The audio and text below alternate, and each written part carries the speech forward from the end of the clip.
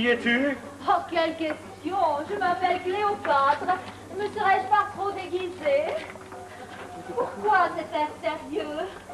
C'est que la situation est sérieuse. Mais ne l'est-elle pas déjà depuis des millénaires? Jamais autant qu'aujourd'hui. César disait la même chose. Antoine également. Je connais les hommes qui font l'histoire. C'est tantôt un Romain, tantôt un Espagnol et tantôt un Chinois. Moi seule, vois-tu, demeure fidèle à mon costume. Oui, j'aime les hommes qui font l'histoire. Et d'une manière générale, tous les hommes. Je suis Cléopâtre, comme vous êtes seul.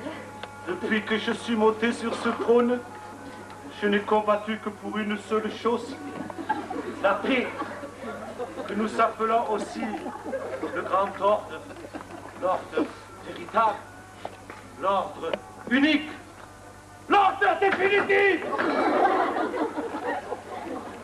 Depuis 13 ans, je le dis, et je le redis, je suis votre libérateur. Pourquoi ne me croit-on pas? Depuis 13 ans, on me calomnie sans cesse. Et quand aventure, je tue un de mes calomniateurs. Alors, il me traite d'insensé. Oh, vraiment? Et jetons la tête d'une brute assoiffée de sang. Me dit-il des choses pareilles? Nico. Eh bien, tuez-le. Mais depuis 13 ans, on me contraint à le faire et sans pitié. Depuis 13 ans, ils disent qu'un ordre qui est toujours dans son droit, ça n'existe pas. Alors, à cause d'eux, je suis obligé d'aller de victoire en victoire. Tu crois que je fais la guerre pour mon plaisir? Personne n'a voulu de ma paix. Oh, je comprends. Car aujourd'hui, la situation est sérieuse. Car nous n'avons plus d'ennemis, donc plus de victoires possibles. Mais ça, personne ne le comprend. C'est bien Cléopâtre que tu t'as payé. Oh, oui, et je suis la consolatrice des vainqueurs. Je n'ai jamais rien fait d'autre. J'étais encore une enfant ou presque quand vint César, et je manquais alors quasiment d'expérience. Il se considérait comme le maître du monde au point qu'il eut pitié de moi. Antoine fit de même. Il avait, à vrai dire, pour jouir de ses victoires, si grand besoin de ma personne. Cléopâtre, Oh, je t'écoute. dis-moi seulement, Je crois en toi. tu vois, je ne suis pas un homme public, un homme privé plutôt. Je vais me retirer, je vais aller à la campagne. Je lèverai des abeilles. Et puis je lirai un livre que j'ai toujours voulu lire, un livre de Confucius. Et puis j'irai à la pêche. Je ne voudrais rien d'autre qu'être un simple pêcheur.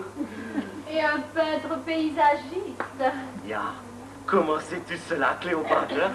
C'est que mon doux ami, je vous connais très bien. Oh, Cléopâtre.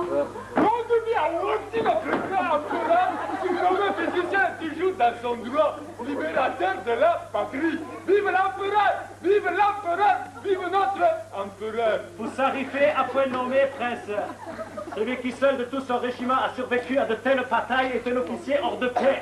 C'est pourquoi je vous dis, vous arrivez à point nommé pour l'heure de la fête, honte de la récompense. Celui qui accomplit son devoir dans le seul but de l'accomplir n'a point vu la récompense. Nous connaissons, prince, vos sentiments élevés.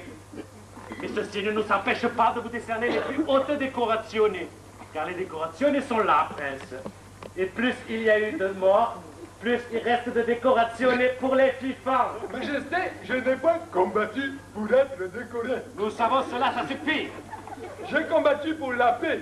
J'ai combattu pour l'ordre que nous appelons l'ordre heureux, l'ordre véritable, l'ordre définitif.